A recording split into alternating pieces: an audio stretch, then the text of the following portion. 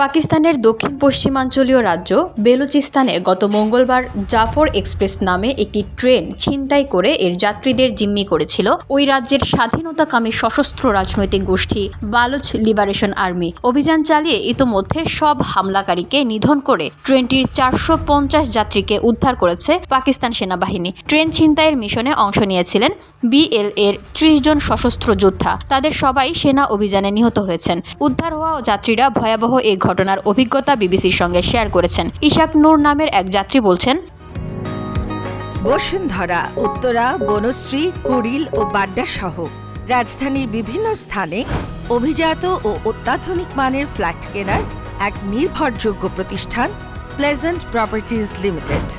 তাই আপনার স্বপ্নের আবাসনের জন্য আজই যোগাযোগ করুন।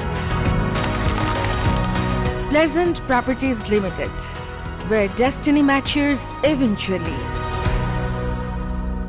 যখন গুলি চলছিল ভয়ে আতঙ্কে আমাদের দম বন্ধ হয়ে আসছিল, কারণ আমরা জানতাম না যে পরবর্তীতে কি হতে চলেছে। মঙ্গলবার স্থানীয় সময় সকাল প্রায় 9টার দিকে 9 বগির জাফর এক্সপ্রেস খাইবার পাখতুনখাওয়ার পেশোয়ার শহরের উদ্দেশ্যে বেলুচিস্তানের কোয়েটা ছেড়ে যায়। এরপর দুপুর প্রায় 1টার দিকে বেলুচিস্তানের বোলান জেলার পানির ও পেশিরের স্টেশনের মাঝামাঝি মুশকাফের নিকটবর্তী রেলওয়ে টানেল 8 এর কাছে ট্রেনটিতে হামলা হওয়ার খবর আসে।